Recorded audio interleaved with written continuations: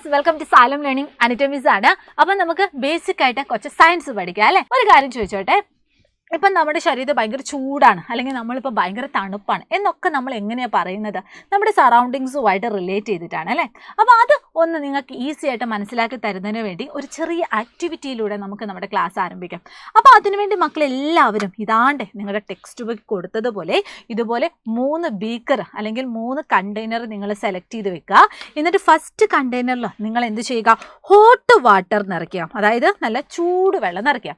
രണ്ടാമത്തെ കണ്ടെയ്നറിൽ നിങ്ങൾ എന്താണ്? തണുത്ത വെള്ളം നിറയ്ക്കുക, കോൾഡ് വാട്ടർ. മൂന്നാമത്തെ കണ്ടെയ്നറിൽ നിങ്ങൾ നോർമൽ വാട്ടർ നിറയ്ക്കുക. ഈ ഒരു രീതിയിൽ നിങ്ങൾ 3 കണ്ടെയ്നർ എടുക്കുക. എന്നിട്ട് നിങ്ങൾ എന്താ ചെയ്യുക? അതിനിങ്ങനെ പേരൊക്കെ കൊടുക്കുക കേട്ടോ. A, B, C എന്ന് പറഞ്ഞ പേരൊക്കെ കൊടുക്കുക. എന്നിട്ട് നിങ്ങൾ എന്ത് ചെയ്യണമെന്ന് അറിയാവോ? നിങ്ങളുടെ 2 കൈയും ഈ രീതിയിൽ നിങ്ങൾ ഈ ബീക്കറിനകത്തുള്ള വെള്ളത്തിൽ മുക്കി വെക്കുക. ഇപ്പോൾ സപ്പോസ് നിങ്ങളിങ്ങനെ മുക്കി വെക്കുവാണ്, നിങ്ങളുടെ കൈ ഇങ്ങനെ ജസ്റ്റ് ഒന്ന് ഡിപ്പ് ചെയ്യുവാണ്.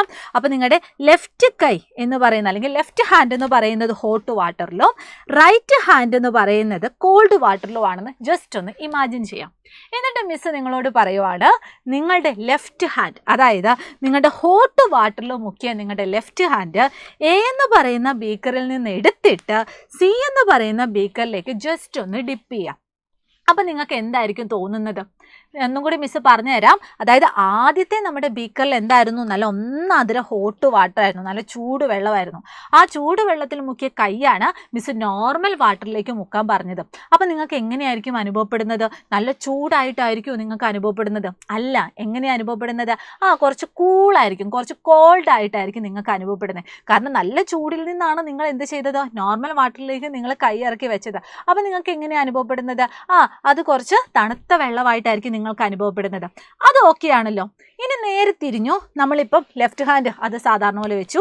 ഇനി നമ്മൾ ബീക്കർ ബി, അതായത് ബി എന്ന് പറയുന്ന ബീക്കറിൽ നിന്ന് എടുത്തിട്ട് നമ്മൾ നമ്മുടെ റൈറ്റ് ഹാൻഡ് എങ്ങോട്ടേക്ക് വെച്ചു?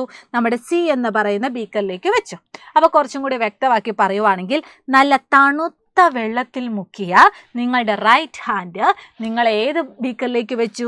യെസ്, നമ്മുടെ നോർമൽ വാട്ടറിലേക്ക് വെച്ചു. അപ്പോൾ നിങ്ങൾക്ക് നിങ്ങളുടെ കൈ അല്ലെങ്കിൽ ആ ഒരു നോർമൽ വാട്ടറിലെ വെള്ളം എങ്ങനെയായിരിക്കും അനുഭവപ്പെടുന്നത്? കുറച്ചും കൂടി ചൂടുള്ളതുപോലെ ആയിരിക്കും നിങ്ങൾക്ക് അനുഭവപ്പെടുന്നത്. ശരിയല്ലേ? അപ്പം നിങ്ങളൊന്ന് ആലോചിച്ച് നോക്കിയേ, ഈ ഒരു സിറ്റുവേഷൻ നോക്കിയിട്ട് നിങ്ങൾക്ക് നമ്മുടെ നോർമൽ വാട്ടർ എന്ന് പറയുന്നത് കോൾഡ് ആയിട്ട് ചില സമയത്ത് തോന്നും, അതുപോലെ തന്നെ ഹോട്ടായിട്ട് ചില സമയത്ത് പോകും. ഓക്കെ, ഹോട്ടായിട്ട് ചില സമയത്ത് തോന്നും. ചുരുക്കി പറയുവാണെങ്കിൽ നമുക്ക് നമ്മുടെ ആ ഒരു സെൻസ് ഓഫ് ടച്ച് എന്ന് പറയുന്ന നമ്മുടെ ആ ഒരു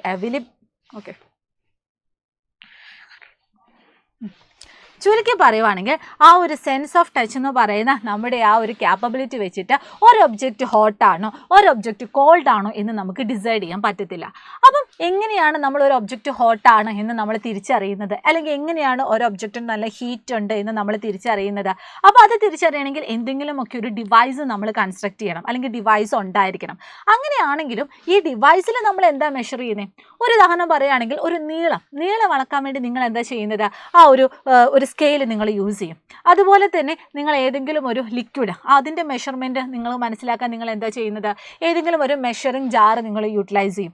പക്ഷേ എങ്ങനെയാണ് നിങ്ങളൊരു ഹോട്ടാണോ അല്ലെങ്കിൽ അത് കോൾഡ് ആണോ എന്ന് നിങ്ങൾ ഡിസൈഡ് ചെയ്യുന്നത്? അതിനുവേണ്ടി നമ്മൾ യൂസ് ചെയ്യുന്ന മെഷർമെൻ്റ് ആണ്, അല്ലെങ്കിൽ അതിനുവേണ്ടി നമ്മൾ യൂസ് ചെയ്യുന്ന റിലയബിൾ മെഷർ ഓഫ് ഹോട്ട്നെസ്സിനെയാണ് നമ്മൾ എന്ത് പറയുന്നത് മക്കളെ? ടെമ്പറേച്ചർ എന്ന് നമ്മൾ പറയുന്നത്. അപ്പോൾ ടെമ്പറേച്ചർ എന്താണ് എന്ന് മക്കൾ ഓർത്തിരിക്കുക. എന്താണ് ടെമ്പറേച്ചർ എന്ന് ചോദിച്ചാൽ സിമ്പിളായിട്ട് നമുക്ക് പറയാൻ പറ്റും, a reliable measure of hotness of an object is called temperature. ഇനി നമുക്ക് ഹോട്ടാണോ എന്നറിയാൻ ആ ടെമ്പറേച്ചർ ഒന്ന് മെഷർ ചെയ്താൽ പോരെ. അങ്ങനെയാണെങ്കിൽ ആ ഒരു ടെമ്പറേച്ചർ മെഷർ ചെയ്യുന്നതിന് വേണ്ടി നമ്മൾ ഉപയോഗിക്കുന്ന ഡിവൈസിനെ പറയുന്ന പേരാണ് തെർമോമീറ്റർ എന്ന് പറയുന്നത്. അപ്പോൾ ടെമ്പറേച്ചർ എന്താണെന്ന് മനസ്സിലായല്ലോ, തെർമോമീറ്റർ എന്താണെന്ന് മനസ്സിലായല്ലോ. ഓക്കെ അല്ലേ?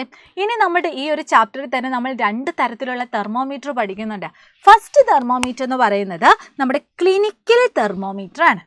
ഇനി ക്ലിനിക്കൽ തെർമോമീറ്റർ എന്തിനാണ് യൂട്ടിലൈസ് ചെയ്യുന്നത് എന്ന് ചോദിക്കുവാണെങ്കിൽ നിങ്ങൾ സിമ്പിളായിട്ട് ആലോചിച്ചാൽ മതി. നമ്മുടെ ബോഡി ടെമ്പറേച്ചർ മെഷർ ചെയ്യാൻ അല്ലെങ്കിൽ നമ്മുടെ ബോഡി ടെമ്പറേച്ചർ എത്രയാണെന്ന് ഡിറ്റക്റ്റ് ചെയ്യുന്നതിന് വേണ്ടി നമ്മൾ യൂട്ടിലൈസ് ചെയ്യുന്ന ആ ഒരു ഡിവൈസിനെയാണ് നമ്മൾ ക്ലിനിക്കൽ തെർമോമീറ്റർ എന്ന് നമ്മൾ പറയുന്നത്. ഇനി നിങ്ങൾ അറിയേണ്ടത് അതിൻ്റെ സ്കെയിൽ എങ്ങനെയാണ്, അതിൻ്റെ ആ ഒരു ഫിസിക്കൽ സ്ട്രക്ചർ എങ്ങനെയാണ് എന്നൊക്കെയാണ്. അപ്പോൾ സിമ്പിളായിട്ട് ക്ലിനിക്കൽ തെർമോമീറ്റർ എന്ന് പറഞ്ഞാൽ എന്താണ്? The thermometer that measure our body temperature is called clinical thermometer. ഇനി ഇവിടെ ഒരു ചെറിയ ചിത്രം മക്കൾ കാണുന്നുണ്ടല്ലോ, ആ ചിത്രം ഒന്ന് നോക്കി പറഞ്ഞേ, എന്നിട്ട് അതിൻ്റെ ആ ഒരു ഫിസിക്കൽ സ്ട്രക്ചർ ഒന്ന് പറഞ്ഞേ. എങ്ങനെയാണ്? ഇതിൽ ഇതാണ്ട് ഒരു long and narrow uniform glass tube ഉണ്ട്. അതായത് അത്യാവശ്യം നീളമുള്ള വളരെ നാരോ ആയിട്ടുള്ള ഒരു യൂണിഫോം ഗ്ലാസ് ട്യൂബ് ഉപയോഗിച്ചിട്ടാണ് ഇത് നമ്മൾ കൺസ്ട്രക്ട് ചെയ്യുന്നത്. അതുപോലെ തന്നെ അതിൻ്റെ ഒരു എൻഡിൽ എന്തുണ്ട്? ഒരു ബൾബുണ്ട്. ആ ബൾബിൻ്റെ ഉള്ളിൽ നമ്മൾ ഫില്ല് ചെയ്തിരിക്കുന്നത് എന്താണ് മക്കളെ? മെർക്കുറിയാണ്. അത് ഓർത്തിരിക്കുക കേട്ടോ. ആ ഒരു മെർക്കുറിയുടെ അളവ് അനുസരിച്ചിട്ടാണ്, അതായത് നമ്മളിപ്പോൾ ചെക്ക് ചെയ്യുന്ന സമയത്ത് ആ മെർക്കുറി, ആ ഒരു ബൾബിൻ്റെ ഉള്ളിലുള്ള ആ മെർക്കുറിക്ക് മൂവ്മെൻ്റ് ഉണ്ടാവും. അത് എത്രത്തോളം ഉയരുന്നു അതിൻ്റെ ബേസിലായിരിക്കും നമ്മൾ അതിൻ്റെ റീഡിങ് എടുക്കുന്നത്. അപ്പോൾ ആ ഒരു മെർക്കുറിയാണ് നമ്മുടെ ആ ഒരു റീഡിങ് അല്ലെങ്കിൽ മെഷർമെൻറ്റ്.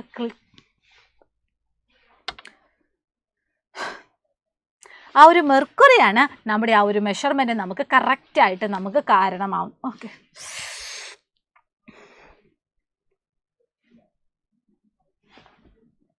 ആ മെർക്കുറിയുടെ ബേസിലാണ് അപ്പോൾ നമ്മൾ റീഡിങ് എടുക്കുന്നത്. അപ്പോൾ അതിൻ്റെ ഫിസിക്കൽ സ്ട്രക്ചർ എന്തായിരുന്നു? It consist of a long and narrow and uniform glass tube ആണ്. And it has a bulb at one end and also it contain mercury. ഇനി അടുത്തതായിട്ട് നമുക്ക് അറിയേണ്ടത് അതിൻ്റെ സ്കെയിൽ എങ്ങനെയാണെന്നാണ്. ഇവിടെ നിങ്ങൾ നോക്കിയാൽ അറിയാം, ഇവിടെ ഇതാ ഒരു ക്ലിനിക്കൽ തെർമോമീറ്ററിൻ്റെ ചിത്രം തന്നിട്ടുണ്ട്. ഈ ക്ലിനിക്കൽ തെർമോമീറ്ററിൽ നിങ്ങൾക്ക് ഇവിടെ 2 റീഡിങ് കാണാൻ വേണ്ടി പറ്റും. അതിൻ്റെ മുകൾ ഭാഗത്തെ റീഡിങ് നോക്കിക്കേ. അതായത് മുകൾ ഭാഗത്തെ റീഡിങ് നോക്കുവാണെങ്കിൽ നിങ്ങൾക്ക് 35 ഡിഗ്രി സെൽഷ്യസ്, 36 ഡിഗ്രി സെൽഷ്യസ് അങ്ങനെ ഓൺവേർഡ്സ് ആയിട്ടായിരിക്കും മൂവ് ചെയ്യുന്നത്. അതായത് മുകൾ ഭാഗത്തെ ആ ഒരു മെഷർമെൻറ്റ് എന്ന് പറയുന്നത് എപ്പോഴും എന്തായിരിക്കും? ഡിഗ്രി സെൽഷ്യസിലായിരിക്കും. നമ്മൾ ഈ പറയുന്ന ക്ലിനിക്കൽ തെർമോമീറ്റർ ഇപ്പം നമ്മൾ കൂടുതലായിട്ട് യൂട്ടിലൈസ് ചെയ്യുന്നത് ഈ പറയുന്ന ഡിഗ്രി സെൽഷ്യസ് രീതിയിൽ തന്നെയായിരുന്നു. പക്ഷെ പണ്ട് ഇങ്ങനെയല്ലായിരുന്നു കേട്ടോ. എനിവേ നിങ്ങൾ ഓർത്തിരിക്കുക, നമ്മുടെ ക്ലിനിക്കൽ തെർമോമീറ്ററിൽ ടെമ്പറേച്ചർ റീഡ് എന്ന് പറയുന്നത് എപ്പോഴും 35 ഡിഗ്രി സെൽഷ്യസ് തൊട്ടിട്ട് 42 ഡിഗ്രി സെൽഷ്യസ് വരെയായിരിക്കും. അതാണ് ഇവിടെ കാണുന്നത്. 35 ഡിഗ്രി സെൽഷ്യസ് തൊട്ടിട്ട് 42 ഡിഗ്രി സെൽഷ്യസ് വരെയായിരിക്കും. എന്തുകൊണ്ടാണ് നമ്മൾ ഈ ഒരു മെഷർമെൻറ്റ് എടുത്തതെന്ന് ചോദിച്ചാൽ നമുക്കറിയാം നമ്മുടെ നോർമൽ ബോഡി ടെമ്പറേച്ചർ എന്ന് പറഞ്ഞാൽ എത്രയാണ്? 37 ഡിഗ്രി സെൽഷ്യസ് ആണ്. അപ്പോൾ അതിലങ്ങനെ കൂടുതലായിട്ട് എന്താണ് വലിയ വേരിയേഷൻ ഒന്നും നമുക്കങ്ങനെ കൂടുതൽ ഈ പറയുന്ന നമ്മുടെ ഈ ക്ലിനിക്കൽ തെർമോമീറ്ററിൽ നമുക്ക് എന്ത് ചെയ്യണം? മെഷർമെൻറ്റ് നടത്താൻ പറ്റത്തില്ല. അപ്പോൾ അതിന് സറൗണ്ടിങ്സ് ആയിട്ട് വരുന്ന 35 തൊട്ടിട്ട് 42 ഡിഗ്രി സെൽഷ്യസ് വരെയാണ് നമ്മൾ ഇവിടുത്തെ മെഷർമെൻറ്റ് യൂസ് ചെയ്യുന്നത്. ഇനി താഴെ നോക്കിയാൽ നിങ്ങൾക്ക് വേറൊരു റീഡിങ് കാണാൻ വേണ്ടി പറ്റും. അതായത് നമ്മുടെ 94 ഫാരൻഹീറ്റ് തൊട്ടിട്ട് 108 ഫാരൻഹീറ്റ് വരെ. അപ്പോൾ ഇവിടെ നമ്മൾ യൂസ് ചെയ്യുന്ന സ്കെയിൽ എന്ന് പറയുന്നത് ഫാരൻഹീറ്റ് സ്കെയിലാണ്. അതിൻ്റെ റീഡിംഗ് എന്ന് പറഞ്ഞാൽ എവിടം തൊട്ടാണ്? 94 ഡിഗ്രി തൊട്ടിട്ട് അതുപോലെ തന്നെ 108 ഡിഗ്രി വരെയാണ്. അപ്പോൾ 2 സ്കെയിലാണ് നമ്മൾ കൂടുതലായിട്ട് യൂസ് ചെയ്യുന്നത്. സെൽഷ്യസ് സ്കെയിലാണ്. ഇത് ഓർത്തിരിക്കുക കേട്ടോ. അപ്പം ഒന്നും കൂടി പറഞ്ഞു തരാം. നമ്മൾ തെർമോമീറ്ററിൽ യൂസ് ചെയ്യുന്ന സ്കെയിൽ എന്ന് പറഞ്ഞാൽ എന്താണ്? ഡിഗ്രി സെൽഷ്യസ് ആണ്, അതായത് സെൽഷ്യസ് സ്കെയിലാണ്. അതിൻ്റെ റീഡിംഗ് എന്ന് പറഞ്ഞാൽ 35 ഡിഗ്രി സെൽഷ്യസ് തൊട്ടിട്ട് 42 ഡിഗ്രി സെൽഷ്യസ് വരെയാണ്. പക്ഷേ നമ്മൾ ഫാരൻഹീറ്റ് നമ്മുടെ ആ റീഡിങ് കാണുന്നുണ്ട്. അതെന്ന് പറഞ്ഞാൽ 94 തൊട്ടിട്ട് 108 ഡിഗ്രി വരെയാണ്. ഇനി നിങ്ങൾ വേറെ ഒരു കാര്യം ഇവിടെ ഓർത്തിരിക്കേണ്ടത് എന്താണെന്ന് വെച്ചാൽ നമുക്കറിയാം അതിൻ്റെ ആ ഒരു റീഡിങ് നമ്മൾ നോക്കുന്ന സമയത്ത് ഡിഗ്രീൻ്റെ ബേസിലായിരിക്കും. അതായത് ഒരു ബിഗ് ആയിട്ടുള്ളൊരു വരയും അടുത്ത ബിഗ് ആയിട്ടുള്ളൊരു വരയും. ആ ബിഗ് ആയിട്ടുള്ള വരയാണ് നമ്മൾ ഒരു ഡിഗ്രി ആയിട്ട് കൺസിഡർ ചെയ്യുന്നത്. അതിൻ്റെ ഇടയിൽ 5 ഡിവിഷൻ ഉണ്ടാവും. അതിൻ്റെ അർത്ഥം എന്താണെന്ന് വെച്ചാൽ ഓരോ ചെറിയ ഡിവിഷൻ എന്ന് പറഞ്ഞാൽ 1/5 അതായത് 0.2 ഡിഗ്രി സെൽഷ്യസ് ആയിരിക്കും. അപ്പോൾ ഇതും മക്കൾ ഓർത്തിരിക്കുക കേട്ടോ. സ്മോൾ ഡിവിഷൻ എന്ന് പറഞ്ഞാൽ എത്രയാണ്? 0.2 ഡിഗ്രി സെൽഷ്യസ് ആണ്. ഇനി ഈ പറയുന്ന ക്ലിനിക്കൽ തെർമോമീറ്ററിൽ നിങ്ങൾ മെയിനായിട്ട് ഓർത്തിരിക്കേണ്ട ഒരു പോയിന്റും കൂടിയുണ്ട്. അത് നിങ്ങൾക്ക് ഇവിടുത്തെ ഈ ഒരു സ്ലൈഡിൽ കാണാൻ വേണ്ടി പറ്റും. എന്താണെന്ന് വെച്ചാൽ ഈ കാണുന്ന കിങ്ക്. എന്താണ് കിങ്ക്? ചിലപ്പോൾ മക്കൾ കേട്ടിട്ടുണ്ടാവില്ല. എന്താണ് കിങ്ക് എന്ന് പറഞ്ഞാൽ? നിങ്ങളൊന്ന് ആലോചിച്ച് നോക്കിയേ, നമ്മുടെയൊക്കെ ബോഡി ടെമ്പറേച്ചർ എടുത്തു, എന്നിട്ട് നമ്മൾ എന്താ ചെയ്യുന്നത്? അത് നമ്മൾ പുറത്തെടുത്തിട്ട് നമ്മുടെ കണ്ണിൻ്റെ നേരെ വെച്ചിട്ട് നമ്മളത് മെഷർ ചെയ്യുക ചെയ്യുന്നത്, അതിൻ്റെ റീഡിങ് നമ്മൾ മെഷർ ചെയ്യുക ചെയ്യുന്നത്. സപ്പോസ് നമ്മൾ ഇത് പുറത്തെടുക്കുന്ന സമയം ആ ഒരു മെർക്കുറിയുടെ ലെവൽ താഴോട്ട് പോയാൽ നമ്മുടെ റീഡിങ് കറക്റ്റായിട്ട് കിട്ടുമോ? കിട്ടത്തില്ല. അങ്ങനെ ആ ഒരു മെർക്കുറിയുടെ ലെവൽ താഴോട്ട് പോകാതിരിക്കാൻ വേണ്ടി, അത് പ്രിവെൻറ്റ് ചെയ്യുന്നതിന് വേണ്ടി നമ്മളെ സഹായിക്കുന്ന ആ ഒരു ക്ലിനിക്കൽ തെർമോമീറ്ററിലുള്ള ആ ഒരു എന്താ പറയുക, അതിൻ്റെ ആ ഒരു സെറ്റപ്പാണ് നമ്മുടെ കിൻക് എന്ന് പറയുന്നത്. അപ്പോൾ ഇത് നമ്മുടെ ക്ലിനിക്കൽ തെർമോമീറ്ററിൽ മാത്രമേ നമുക്ക് കാണാൻ പറ്റത്തുള്ളൂ. കിൻക് ഉള്ളത് കൊണ്ട് തന്നെയാണ് നമ്മൾ പുറത്തെടുത്തിട്ട് നമ്മുടെ ഐ കോണ്ടാക്റ്റിൽ അത് ചെക്ക് ചെയ്യുന്ന സമയത്ത് നമുക്ക് കറക്റ്റ് ആയിട്ടുള്ള റീഡിങ് കിട്ടുന്നത്. ഇനി എങ്ങനെയാണ്, അല്ലെങ്കിൽ ഈ പറയുന്ന ക്ലിനിക്കൽ തെർമോമീറ്റർ നമ്മൾ മെഷർ ചെയ്യുന്ന സമയത്ത് എന്തൊക്കെ കാര്യങ്ങൾ ശ്രദ്ധിക്കണം എന്ന് ചോദിച്ചാലോ? എന്തൊക്കെ കാര്യങ്ങൾ ശ്രദ്ധിക്കണം? മക്കൾ തന്നെ ഒന്ന് ആലോചിച്ച് നോക്കിക്കേ. ഫസ്റ്റ് തന്നെ ഒരു നല്ല ആൻറ്റിസെപ്റ്റിക് സൊല്യൂഷനിൽ നമ്മൾ എന്ത് ചെയ്യണം? അത് ക്ലീൻ ചെയ്യണം.